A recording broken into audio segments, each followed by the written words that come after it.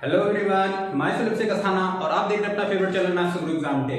तो आप अगर यूपी जीआईसी, यूपी पीजीटी या यूपी टीजीटी के मैथ्स के स्टूडेंट हैं तो आपके लिए चैनल काफी इंपॉर्टेंट है, काफी हेल्पफुल है। तो आप चैनल को सब्सक्राइब कर ले फटाफट। तो आज का जो डिस्कशन है वो किस पे है? वेक्टर कैलकुलस पे है।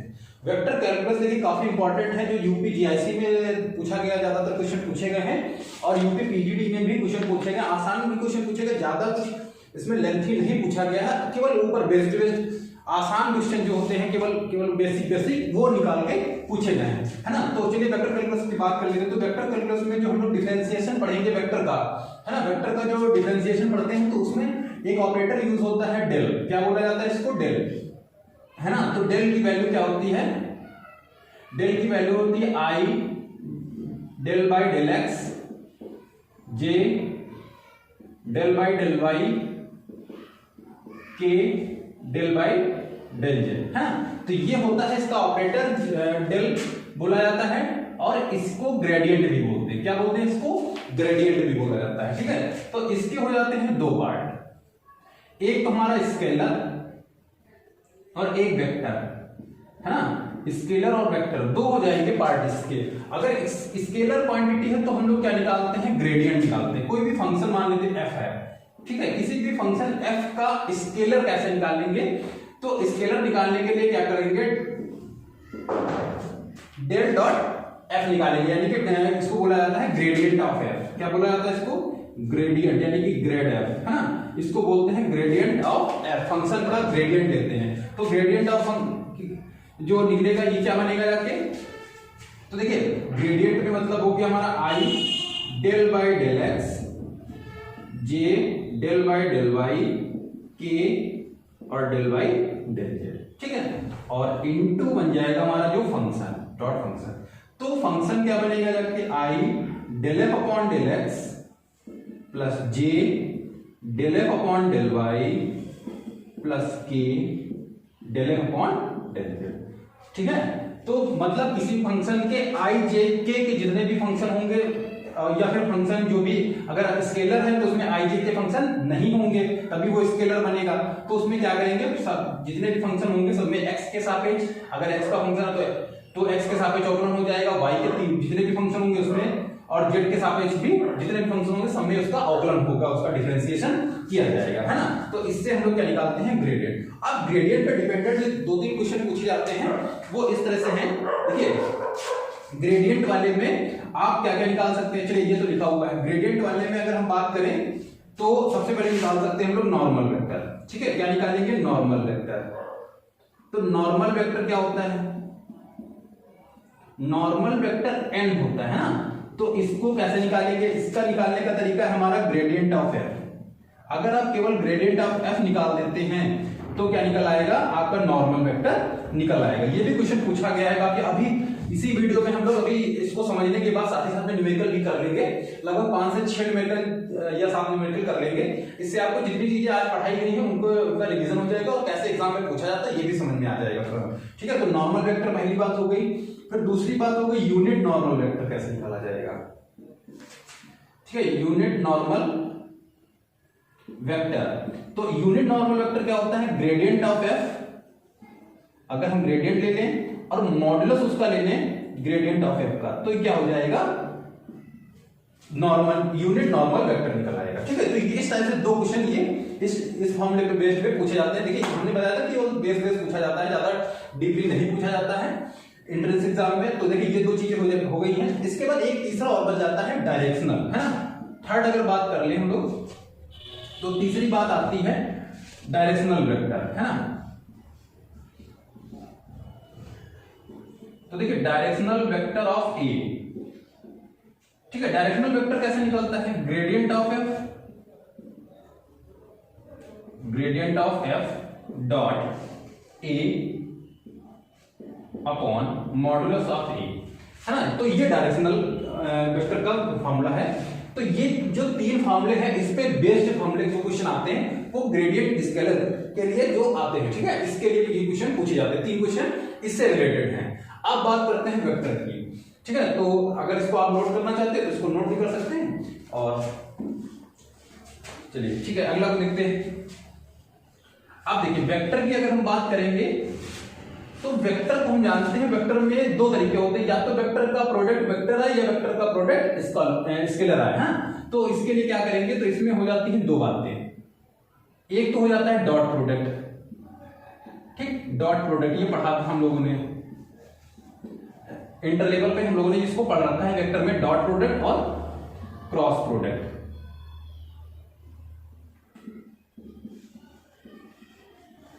ठीक है, अब देखिए डॉट प्रोडक्ट और क्रॉस प्रोडक्ट में क्या होता है, जब हम लोग डॉट प्रोडक्ट निकालते हैं किसी का, जैसे मान लेते हैं ए बराबर a1i plus a2j plus a3k और b बराबर b1i plus b2j plus b3।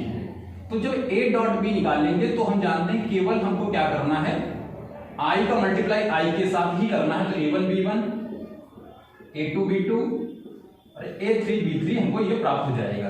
ये होता है डॉट प्रोडक्ट। इसके साथ ही साथ एक क्रॉस प्रोडक्ट होता है, यानी कि a क्रॉस b। अगर a क्रॉस b हम निकालें तो कैसे निकाला जाता है, i j k और a1 a2 a3 b1 b2 b3। ठीक है, ये थोड़ा रिवीजन तौर पे था कि ये जो इंटर लेवल पे हम लोगों ने पढ़ा था कि कैसे डॉट प्रोडक्ट और क्रॉस प्रोडक्ट निकालते हैं, तो उससे रिलेटेड था। अब देखिए डॉट प्रोडक्ट जहां पे निकालना होगा इसके लिए, किसी भी इसके लिए डेल के लिए है ना, तो क्या करेंगे, देखिए डॉट प्रोडक्ट का मतलब क्या है, देखिए इसमें डॉट प्रोडक्ट है इसलिए इसमें निकाला जाएगा डाइवर्जेंट। क्या निकाला जाएगा, इसको डाइवर्जेंट ड्यू बोलते हैं, डाइवर्जेंस। तो डाइवर्जेंट ऑफ एफ निकाला जाएगा। ठीक है, और अगर यहां पे लिख देते हैं डाइवर्जेंट का, डाइवर्जेंट ऑफ एफ है ना, इसमें निकलता है हमारा डॉट। क्या निकलता है, डॉट निकलता है। और जब क्रॉस की बात करें अगर हम लोग क्रॉस प्रोडक्ट की, तो इसमें निकलता है कर्ल। क्या निकलता है, सॉरी, कर्ल ऑफ एफ, इसमें निकलता है कर्ल। ठीक, अब कैसे समझेंगे, तो देखिए dot product D divergence, divergence में डी लगा हुआ है इसलिए डॉट समझ जाएंगे, इसमें डॉट प्रोडक्ट निकाला जाता है। फिर क्रॉस प्रोडक्ट में क्या निकाला जाता है, क्रॉस में सी लगा हुआ है तो कर्ल, सी से कर्ल निकल आएगा। ठीक है, तो देखिए कर्ल निकालने का फॉर्मूला क्या होता है, अगर हम लोग कर्ल निकालें, कर्ल ऑफ एफ, तो इसको निकालने का तरीका होता है i j k del upon del x del upon del y del upon del z, और यहां पे फंक्शन के आई जे के जो गुणांक होते हैं, मल्टीपल होते हैं, उनको हम लोग लिखते हैं, है ना। तो यहाँ पे क्या लिखेंगे, यहाँ पे आई का गुणांक जो भी होगा मान लेते हैं f1 f2 और f3।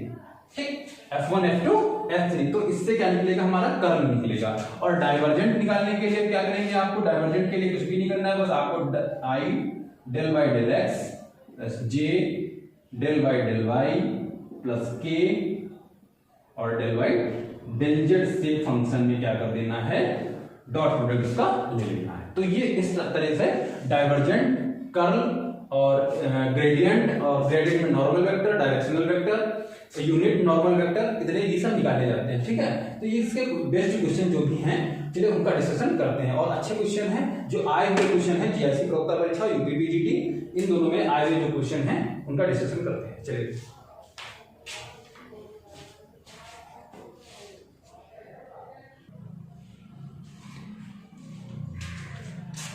देखिए, जो पहला क्वेश्चन दिया हुआ है, कह रहा है कि आप लोग देख सकते हैं क्वेश्चन, कह रहा है कि यदि r x i plus y j plus z k और ए एक अचर सदिश राशि है, यानी कि जो कांस्टेंट वेक्टर है ये, ठीक है, तो आपको फाइंड करना है कर्ल आर क्रॉस ए, ये आपको फाइंड करना है। ठीक है, इसकी वैल्यू बतानी है, और ये जीआईसी 2015 में पूछा गया क्वेश्चन है, जीआईसी प्रवक्ता परीक्षा में।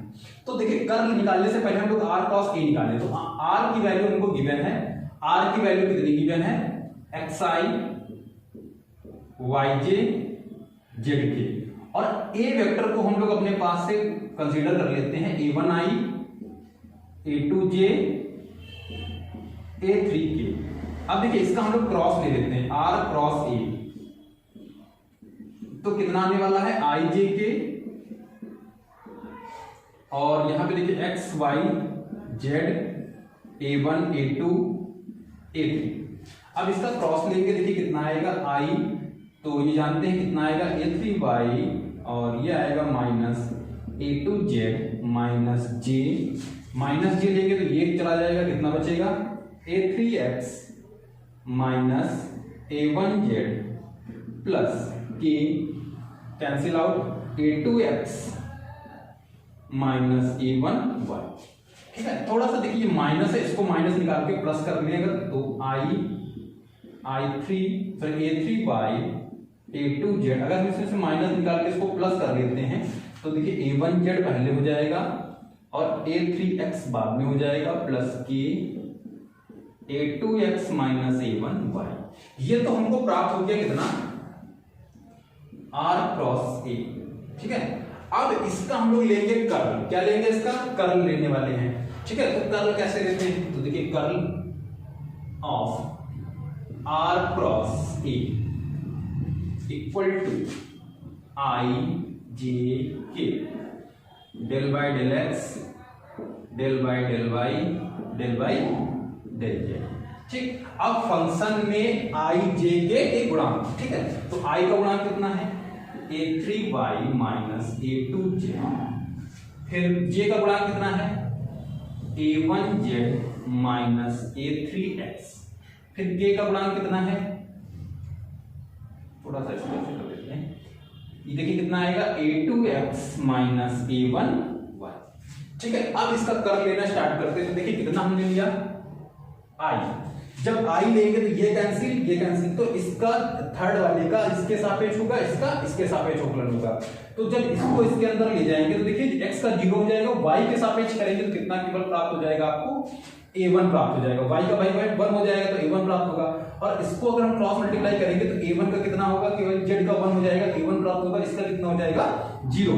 तो देखिए माइनस का a1 यहाँ भी प्राप्त हो जाएगा। इसी तरह से जब j लेंगे तो ये कैंसिल है, ये कैंसिल है, इसकी मल्टीप्लाई इधर होगी, तो जब इसको इसके साथ लेंगे तो देखिए x का अवकलन हो जाएगा, y वाला 0 हो जाएगा, तो कितना प्राप्त हो जाएगा आपको a2, है ना। फिर इसका जब इसके साथ z के साथ करेंगे तो देखिए माइनस के a2 आएंगे, और जब यहाँ पर रखेंगे तो प्लस के a2 ले जाएंगे आपको। इसके बाद जब k का करेंगे, k के सापेक्ष, तो ये कैंसिल हो जाएगा, ये कैंसिल हो जाएगा, तो इसका इसके सापेक्ष जब करेंगे कितना आएगा माइनस का a3 आएगा बच्चों, और इसका जब इसके साथ करेंगे तो y के सापेक्ष कितना आएगा a3 आएगा। तो ये देखो कितना बन गया माइनस 2ai 2a2j और ये माइनस का 2a3k। तो अगर हम इसमें से कॉमन ले लें कितना माइनस का 2, तो कितना मिल जाएगा a1i plus a2j plus a3k, है ना। तो इसके बाद -2, और इसको हम लोग क्या लिख सकते हैं, क्योंकि इसको हमने क्या कंसीडर किया था, यहां से a1i plus a2j plus a3k की वैल्यू कितनी थी a। तो आंसर जहां पे -2a होगा वो आपका आंसर बिल्कुल सही हो जाएगा। तो -2 ऑप्शन जो है बी वाला आपका बिल्कुल सही है। ठीक है, चलिए नेक्स्ट क्वेश्चन की बात करते हैं।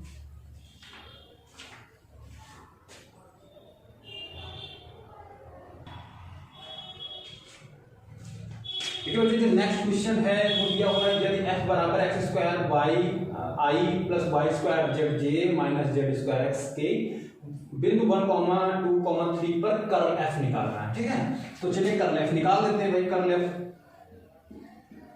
तो कर्ल f के लिए हम समझते हैं i j k और del by del x del by del y del by del z, है ना। आप फंक्शन की वैल्यू ले लेते हैं तो कितना आएगा यहाँ पे x square y square z minus z square x। चलिए इसका कर्ल लेते हैं, तो i, जब i लेंगे तो ये कैंसिल, तो देखिए इसका जब इधर मल्टीप्लाई करेंगे तो देखिए ओके, इधर यहाँ से ये गया, इसकी मल्टीप्लाई इधर करने वाले हैं तो इसका तो y के सापेक्ष कितना हो जाएगा 0 हो जाएगा, कितना हो जाएगा 0, और इसका जब इसके सापेक्ष लेंगे तो बच्चों कितना आएगा y स्क्वायर आएगा।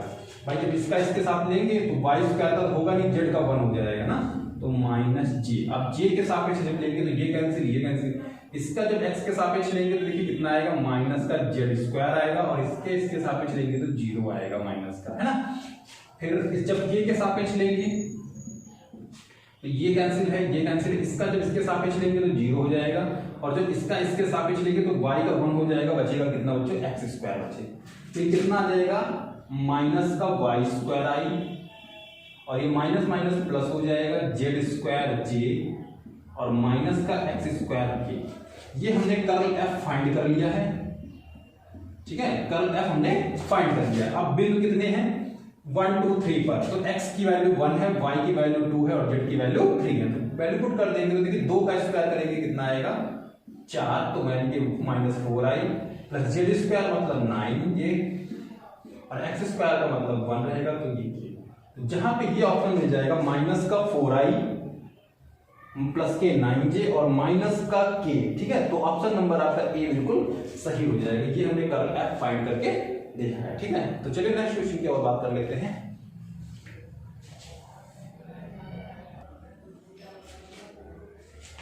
देखो जो नेक्स्ट क्वेश्चन दिया हुआ है, सरफेस दिया हुआ है x² - xy + yz = 5 और पॉइंट दिए हुए हैं 1 2 3 और इस पर कह रहा है कि नॉर्मल वेक्टर फाइंड कीजिए, ठीक है। क्या फाइंड करना है, नॉर्मल वेक्टर फाइंड करना है। तो देखिए नॉर्मल वेक्टर के लिए हमने बताया था कि ग्रेडियंट ऑफ f आपको निकालना है, ठीक है। क्या निकालना है, gradient of f, normal vector आपको जब निकालना है तो क्या करेंगे, ग्रेडियंट लेंगे इसका फंक्शन का, है ना, फंक्शन का क्या लेंगे, ग्रेडियंट लेंगे। तो देखिए फंक्शन का ग्रेडियंट लेने का मतलब हो गया हमारा i del y del x f और अच्छा f अब हटा देते, फंक्शन समझ में आ जाएगा, del अपॉन del y और k del upon del z, है ना। और फंक्शन हमारा कितना है बच्चों, x² plus yz sorry minus xy plus yz -5, है ना, ये फंक्शन है।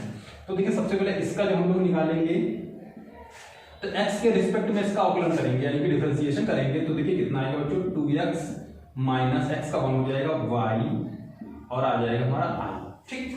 फिर y के रिस्पेक्ट में करेंगे तो यहाँ 0, ये y का, ये y का, तो देखिए कितना आएगा बच्चों, माइनस का x और प्लस का z आएगा, ठीक है, और ये आएगा j।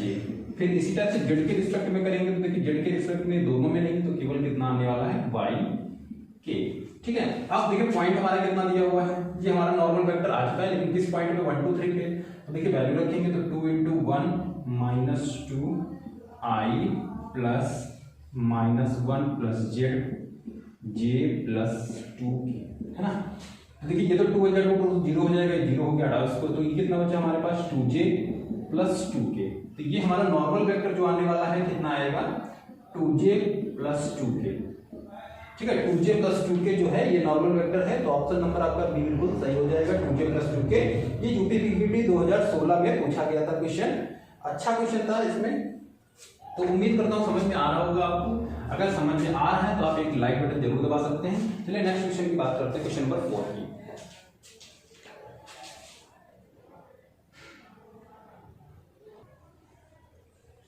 तो देखिए बच्चों नेक्स्ट जो क्वेश्चन दिया है इसमें निकालना है आप लोगों को डायरेक्शनल डेरिवेटिव, ठीक है। तो डायरेक्शनल डेरिवेटिव तो फाइंड करना है। तो डायरेक्शनल डेरिवेटिव का आपको हमने फॉर्मूला बताया था कि डायरेक्शनल डेरिवेटिव, है ना। तो डायरेक्शनल डेरिवेटिव का फॉर्मूला होता है gradient of f dot a, है ना, अपॉन मॉडुलस ऑफ a, यानी कि जिस वेक्टर के डायरेक्शन में पूछ रहा है उस पे निकालेंगे। सबसे पहले हम लोग क्या निकाल लें, ग्रेडियंट निकाल लेते हैं। तो ग्रेडियंट ऑफ साई, है ना, सॉरी फाई, तो ग्रेडियंट ऑफ फाई जब निकालेंगे तो कितना आएगा, देखिए यहाँ फंक्शन फाई से जो है प्रेजेंट है, तो i del by del x plus j del y del y del upon del y k del upon del j, है ना। और इसके रिस्पेक्ट में हमारा जो फंक्शन दिया है xy plus yz plus zx। अच्छा इसको जो करेंगे तो देखिए कितना आएगा, तो यहाँ पे जो x के रिस्पेक्ट में करेंगे तो आपको मिल जाएगा y plus z, i plus y के रिस्पेक्ट में करेंगे तो देखिए ये बन जाएगा आपका कितना, x प्लस z j, और जब z के रिस्पेक्ट में करेंगे तो कितना आएगा y प्लस x, ठीक। अब हम लोग क्या करेंगे, पॉइंट इसमें पुट कर देंगे। देखिए पॉइंट रखेंगे 1 1 तो 2i 2j और 2k हमारे पॉइंट रखने के बाद इसका जो है ग्रेडियंट मिल जाएगा आपको, ठीक है। ग्रेडियंट ऑफ फाइव इतना मिल जाएगा। अब हम निकालेंगे डायरेक्शनल डेरिवेटिव। तो डायरेक्शनल डेरिवेटिव के लिए क्या करेंगे, 2i प्लस 2j, अच्छा वही बता देते हैं वहां फॉर्मूला लिखा हुआ है।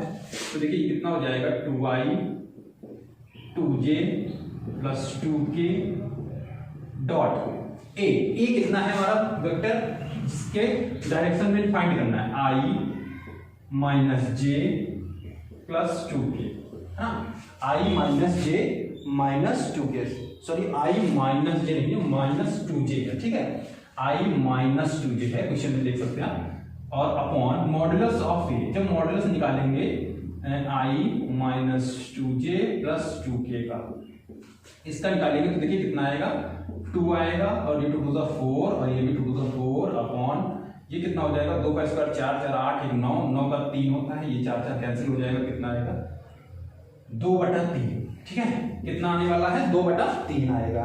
तो आपका कौन सा ऑप्शन सही हो जाएगा, ऑप्शन नंबर बी बिल्कुल सही हो जाएगा, ठीक है, ऑप्शन बी बिल्कुल करेक्ट है। तो नेक्स्ट क्वेश्चन की तरफ बढ़ते हैं, चलिए नेक्स्ट क्वेश्चन लेते हैं।